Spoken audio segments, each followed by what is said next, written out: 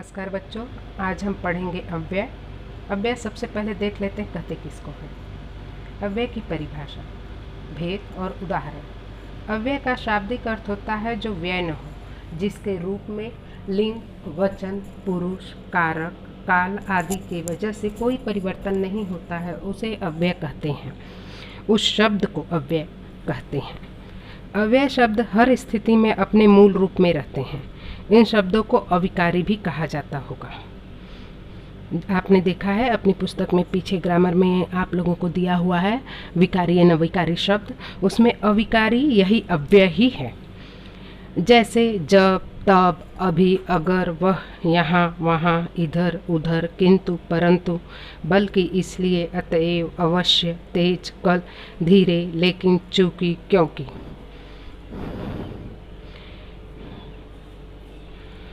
अव्यय के भेद हम देखेंगे, उसके कितने टाइप्स हैं।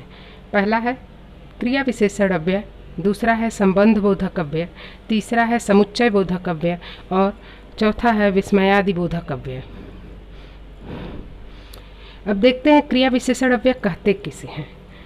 जिन शब्दों से क्रिया की विशेषता का पता चलता है उसे क्रिया विशेषण अव्यय कहते हैं। यहाँ पर जहाँ, यहाँ, तेज, अब, रात, धीरे धीरे, प्रतिदिन, सुंदर, वहाँ तक, जल्दी, अभी, बहुत से आते हैं शब्द, वो शब्द ही क्रिया विशेषण अव्यय कहलाते हैं। अर्थात जो ये बताए कि काम हो कैसे रहा है। आप यहाँ पे देखेंगे कि उदाहरण में दिया हुआ है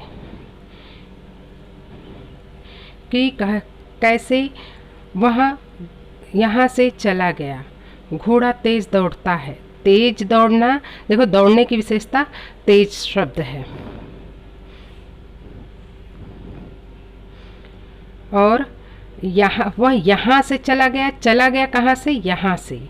तेज। अब पढ़ना बंद करो। अब क्रिया की ही विशेषता बता रहा है। बच्चे धीरे धीरे चल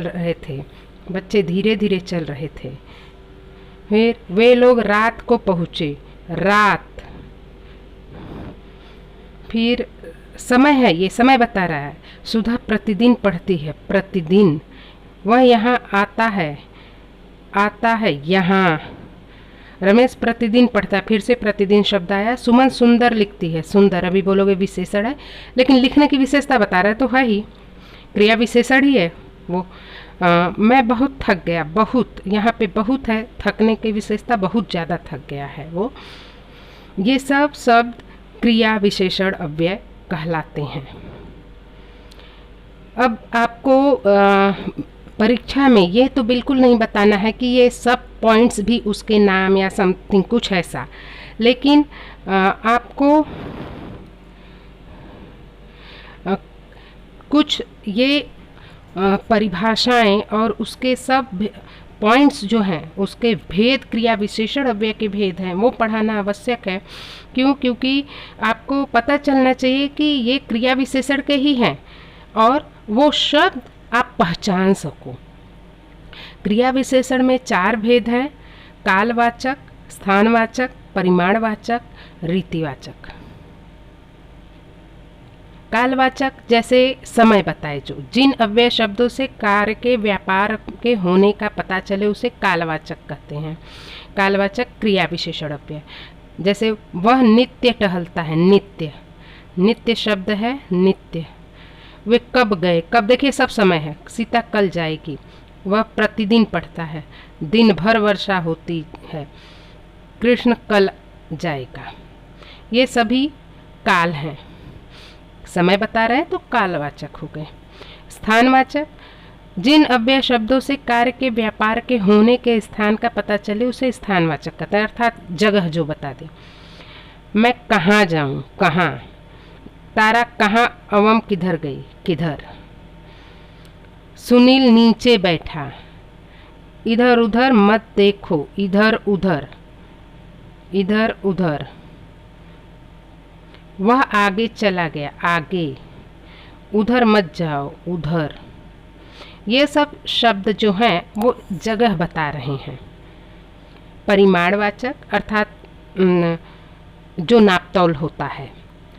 जिन अव्यय शब्दों से कार्य के व्यापार के परिणाम का पता चले उसे परिमाणवाचक क्रिया विशेषण अव्यय कहते हैं। जिन अव्यय शब्दों से नाप तौल का पता चलता है, अब विशेषण में भी परिमाणवाचक विशेषण पढ़े हो तो वो वही है।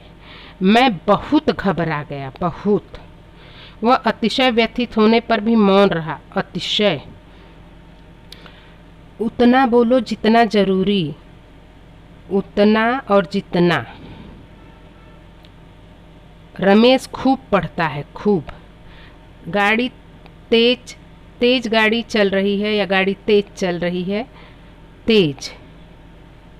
सविता बहुत बोलती है, कम खाओ। ये सभी शब्द विशेषण के हैं और परिमाणवाचक हैं। तो वो जब क्रिया की विशेषता बताते हुए आएंगे तो वो सभी शब्द परिमाणवाचक क्रिया विशेषण में चले जाएंगे।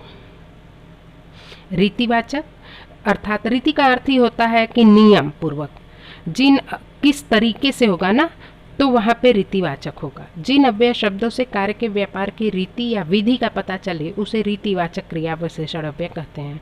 सामान्य सी भाषा में उसे कैसे वो कार्य किस तरीके से हो रहा है।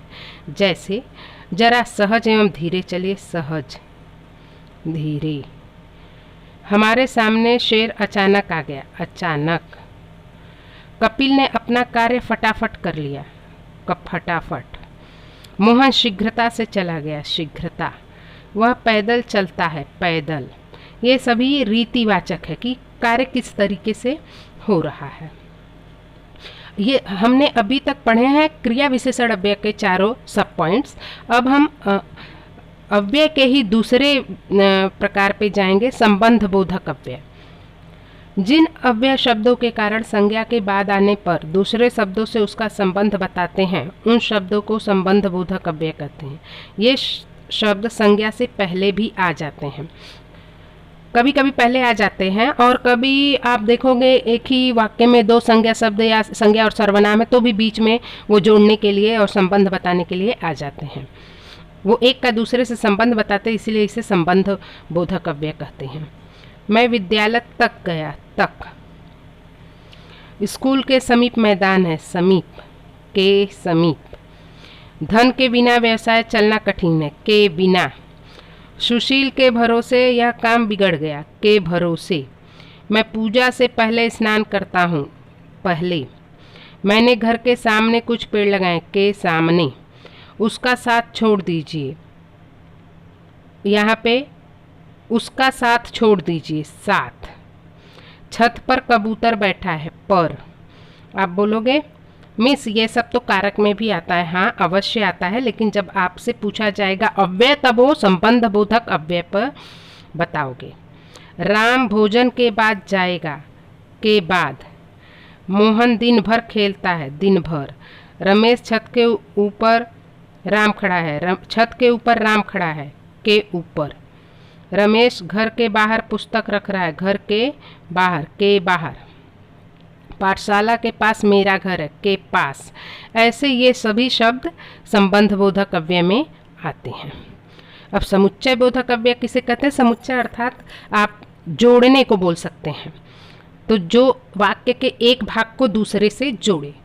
जो शब्द दो शब्दों, वाक्यों, वाक्यांशों को जोड़ते हैं उन्हें समुच्चय बोधक अव्यय कहते हैं। इन्हें योजक भी कहा जाता है। ये शब्द दो वाक्यों को परस्पर जोड़ते हैं। जैसे सूरज निकला और पंछी बोलने लगे, किरण और मधु पढ़ने चली गई। देखिए और शब्द यहाँ पे, और। मंजुला दिमाग से तेज है परंतु शरीर से कमज़ोर है। मैं आना चाहता था लेकिन आ न सका, लेकिन। सुनील कामचोर है इसलिए सब उससे घृणा करते हैं। देखिए समुच्चय बोधक कंजंक्शन आप पहले ही पढ़े हो, उसमें होता है किंतु परंतु लेकिन मतलब इसलिए, जो कारण बताए। ठीक है, आगे विस्मयादि बोधक अव्यय। जिन अव्यय शब्दों से हर्ष, शोक, विस्मय, ग्लानि, लज्जा, घृणा, दुख, आश्चर्य आदि के भाव का पता चले उन्हें विस्मयादि बोधक अव्यय कहते हैं। इनका संबंध किसी पद से नहीं होता है, इसे घोतक भी कहा जाता है, लेकिन आप लोग इसे विस्मयादि बोधक अव्यय ही बोलेंगे। और इसका चिन्ह होता है ये,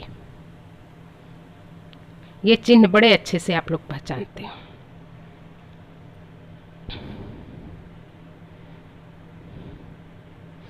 आगे हम इसका उदाहरण देखेंगे। जैसे वाह क्या बात है, देखिए वाह, हाय वह चल बसा, आह क्या स्वाद है, अरे तुम यहाँ कैसे, छी छी यह गंदी बात, वाह वाह तुमने तो कमाल कर दिया, अहो क्या बात है, आहा क्या मौसम है, अरे आप आ गए, हाय अब मैं क्या करूं, अरे पीछे हो जाओ, हाय राम यह क्या हो गया।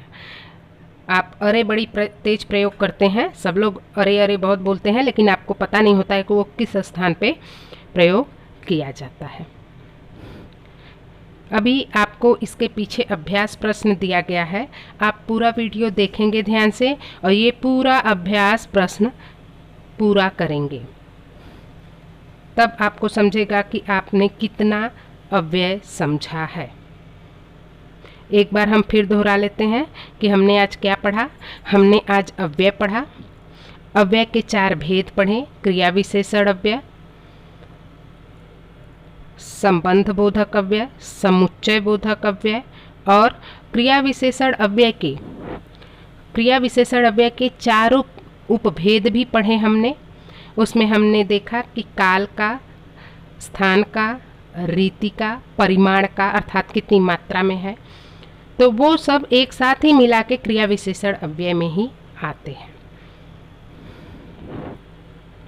और विस्मयादि बोधक अव्यय भी हमने देखा कि कहाँ पर और किस जगह पर प्रयोग होता है।